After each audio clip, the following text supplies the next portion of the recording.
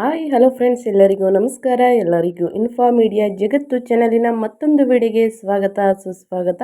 ಸ್ನೇಹಿತರೆ, ಇವತ್ತಿನ ಒಂದು ವಿಡಿಯೋದಲ್ಲಿ ಸೂರ್ಯ ಶುಕ್ರನ ಸಂಯೋಗ ಈ ಮೂರು ರಾಶಿಯವರಿಗೆ ಕಷ್ಟ ಕಟ್ಟಿಟ್ಟ ಬುತ್ತಿ ಅಂತಲೇ ಹೇಳ್ಬೋದು.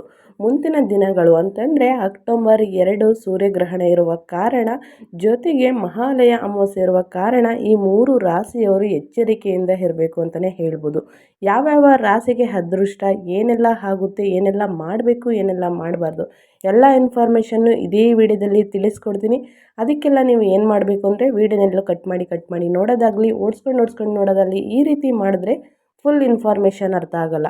ಸೊ ಹಾಗಾಗಿ ಬಿಗಿನಿಂದ ಹೆಣ್ಣು ತನಕ ವಿಡಿಯೋನ ವಾಚ್ ಮಾಡಿ. ಇಷ್ಟ ಆದರೆ ದಯವಿಟ್ಟು ಲೈಕ್ ಮಾಡಿ. ಇನ್ನೂ ಸಬ್ಸ್ಕ್ರೈಬ್ ಮಾಡ್ಕೊಂಡಿಲ್ಲ ಅಂದರೆ ಸಬ್ಸ್ಕ್ರೈಬ್ ಮಾಡ್ಕೊಳ್ಳಿ ಅಂತ ಹೇಳ್ತಾ ತಡ ಮಾಡೋದು ಬೇಡ, ವಿಡಿಯೋನ ಸ್ಟಾರ್ಟ್ ಮಾಡಿಬಿಡೋಣ.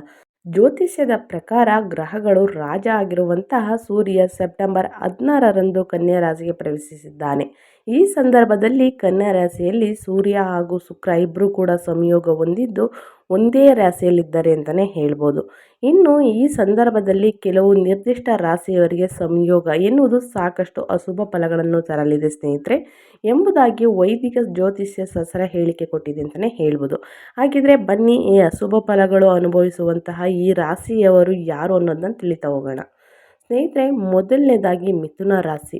ಅಂದರೆ ಮುಂದಿನ ದಿನಗಳಲ್ಲಿ ಮಹಾಲಯ ಅಮಾವಾಸ್ಯೆ ಮತ್ತು ಸೂರ್ಯಗ್ರಹಣ ಇರುವ ಕಾರಣ ಈ ಮೂರು ರಾಶಿಯವರು ಬಹಳ ಎಚ್ಚರಿಕೆಯಿಂದ ಇರಬೇಕಾಗುತ್ತೆ ಸ್ನೇಹಿತರೆ.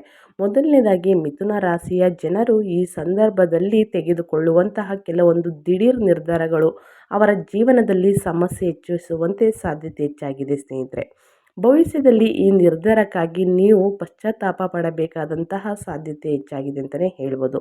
ಕೆಲಸ ಮಾಡುತ್ತಿರುವ ಅಥವಾ ಕೆಲಸ ಮಾಡಲು ಯೋಚಿಸುತ್ತಿರುವಂತಹ ಜನರಿಗೆ ಹಣಕಾಸಿನ ನಷ್ಟವನ್ನು ಕೂಡ ಕಾಣಬಹುದಾಗುತ್ತದೆ ಸ್ನೇಹಿತರೆ. ಮದುವೆ ಆಗಿರುವಂತಹ ಪುರುಷರು ಈ ಸಂದರ್ಭದಲ್ಲಿ ತಮ್ಮ ಹೆಂಡತಿ ಹಾಗೂ ಮನೆಯವರ ಅಸಮಾಧಾನ ಕೂಡ ಗುರಿಯಾಗಬೇಕಾಗಿ ಬರಬಹುದಾಗಿದೆ. ಒಟ್ಟಾರೆಯಾಗಿ ಸಮಸ್ಯೆಗಳು ಈ ಸಂದರ್ಭದಲ್ಲಿ ಯಾವುದೇ ಪರಿಸ್ಥಿತಿಯಲ್ಲಿ ಕೂಡ ನಿಮ್ಮನ್ನು ಹುಡುಕಿಕೊಂಡು ಬರಲಿದೆ ಅಂತಲೇ ಹೇಳ್ಬೋದು. ಎರಡನೇ ರಾಶಿ ಬಗ್ಗೆ ನಿಮಗೆ ತಿಳಿಸ್ಕೊಡ್ಬೇಕು ಅಂತಂದರೆ ಕಟಕ ರಾಶಿ. ಈ ಕಟಕ ರಾಶಿಯವರು ಆದಾಯದಲ್ಲಿ ಈ ಸಂದರ್ಭದಲ್ಲಿ ಕೊರತೆ ಎನ್ನುವುದು ಅನಿರೀಕ್ಷಿತವಾಗಿ ಕಂಡುಬರಲಿದೆ ಸ್ನೇಹಿತರೆ. ಕನ್ಯಾ ರಾಶಿಯಲ್ಲಿ ಸೂರ್ಯ ಹಾಗೂ ಶುಕ್ರರ ಸಂಯೋಗ ಎನ್ನುವುದು ಕಟಕ ರಾಶಿಯವರ ಜೀವನದಲ್ಲಿ ಹಣಕಾಸಿನ ಮೂಲಗಳು ಅಡೆತಡೆಗೆ ಕಾರಣವಾಗಲಿದೆ ಸ್ನೇಹಿತರೆ. ವೈದಿಕ ಜ್ಯೋತಿಷ್ಯ ಪ್ರಕಾರ ಸಂದರ್ಭದಲ್ಲಿ ಸ್ನೇಹಿತರ ಜೊತೆಗೂ ಕೂಡ ತಮಾಷೆಯಿಂದ ಮಾತನಾಡುವಾಗ ನಾಲಿಗೆ ತಪ್ಪಿಬೇಡಿ. ಎಲ್ಲೆಲ್ಲಿ ಪ್ರೀತಿ ಪಾತ್ರರ ಜೊತೆಗೆ ಕೂಡ ನೀವು ಜಗಳ ಆಡಬಹುದು ಸ್ನೇಹಿತರೆ. ಮದುವೆ ಸಂಬಂಧ ಗಟ್ಟಿಯಾಗಿರುವ ಮದುವೆ ಕೂಡ ಕೊನೆ ಕ್ಷಣದಲ್ಲಿ ಈ ಸಂದರ್ಭದಲ್ಲಿ ಮುರಿದು ಬೀಳುವಂತಹ ಸಾಧ್ಯತೆ ಹೆಚ್ಚಾಗಿದೆ ಅಂತಲೇ ಹೇಳ್ಬೋದು. ಹೀಗಾಗಿ ಕಟಕ ರಾಶಿಯವರಿಗೆ ಈ ಸಮಯ ಶುಭ ಕಾರ್ಯಕ್ರಮಗಳಿಗೆ ತಡೆಯುಂಟು ಮಾಡುವಂತಹ ಸಮಯವಾಗಿದೆ ಎಂದು ಹೇಳಲಾಗ್ತಿದೆ ಸ್ನೇಹಿತರೆ. ಇದರ ಜೊತೆಗೆ ಮೀನ ರಾಶಿ, ಇವರು ಕೂಡ ಬಹಳ ಎಚ್ಚರಿಕೆಯಿಂದ ಇರಬೇಕಾಗಿದೆ. ಶುಕ್ರ ಹಾಗೂ ಸೂರ್ಯರ ಸಂಯೋಗ ಮೀನ ರಾಶಿಯವರಿಗೆ ಸಾಕಷ್ಟು ಅಶುಭ ಎಂಬುದಾಗಿ ಪರಿಗಣಿಸಲಾಗಿದೆ. ವ್ಯಾಪಾರಿಗಳಿಗೆ ತಮ್ಮ ವ್ಯಾಪಾರದಲ್ಲಿ ಅನಿರೀಕ್ಷಿತವಾಗಿ ನಷ್ಟವನ್ನು ಎದುರಿಸಬೇಕಾಗಿ ಬರಬಹುದಾಗಿದೆ. ಈ ಸಂದರ್ಭದಲ್ಲಿ ನಿಮ್ಮ ವ್ಯಾಪಾರ ದಿವಾಳಿ ಹಾಗೂ ಆಶ್ಚರ್ಯಪಡಬೇಕಾದ ಅಗತ್ಯವಿಲ್ಲ. ಹೀಗಾಗಿ ವಿನಾಕಾರಣ ಹಣವನ್ನು ಖರ್ಚು ಮಾಡಲಾಗುತ್ತದೆ.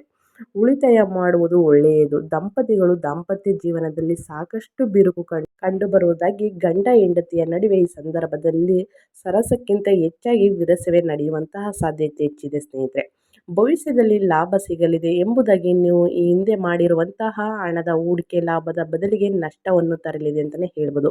ಗಂಟಲಿಗೆ ಸಂಬಂಧಪಟ್ಟ ಕೆಲವೊಂದು ಆರೋಗ್ಯ ಸಮಸ್ಯೆಗಳು ನಿಮಗೆ ಈ ಸಂದರ್ಭದಲ್ಲಿ ಕಾಡುವ ಸಾಧ್ಯತೆ ಹೆಚ್ಚಾಗಿದೆ. ಹೀಗಾಗಿ ನಿಮ್ಮ ಆರೋಗ್ಯದ ಬಗ್ಗೆ ಹೆಚ್ಚಿನ ಗಮನ ವಹಿಸಬೇಕಾಗುತ್ತದೆ ಸ್ನೇಹಿತರೆ.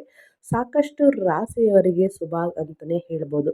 ಯಾವ್ಯಾವ ರಾಶಿ ಅನ್ನೋದನ್ನ ಮುಂದಿನ ವಿಡಿಯೋದಲ್ಲಿ ತಿಳಿಸ್ಕೊಡ್ತೀನಿ. ನೀವೆಲ್ಲ ಏನು ಮಾಡಬೇಕು ಅಂದರೆ ಸ್ನೇಹಿತರೆ, ಸೂರ್ಯಗ್ರಹಣದ ಟೈಮಲ್ಲಿ ತಿನ್ನಲು ಮತ್ತು ಸ್ನಾನ ಮಾಡಲು, ಪೂಜೆ ಮಾಡಲು, ಜಾಸ್ತಿ ಹೊರಗಡೆ ಹೋಗಲು ಇದನ್ನೆಲ್ಲ ಇಟ್ಕೋಬೇಡಿ. ಮೂರು ರಾಶಿಯವರನ್ನ ಕೂಡ ತಿಳಿಸ್ಕೊಡ್ತೀನಿ. ಯಾವ ಸಮಯ ಉತ್ತಮ ಅನ್ನೋದನ್ನು ಕೂಡ ತಿಳಿಸ್ಕೊಡ್ತೀನಿ ಮುಂದಿನ ವಿಡಿಯೋದಲ್ಲಿ ಅಂತ ಹೇಳ್ತಾ ಇವತ್ತಿನ ವಿಡಿಯೋ ಇದಾಗಿರುತ್ತೆ. ವಿಡಿಯೋ ಇಷ್ಟ ಆಗಿದ್ದಲ್ಲಿ ದಯವಿಟ್ಟು ಲೈಕ್, ಕಮೆಂಟ್, ಶೇರ್ ಮಾಡಿ.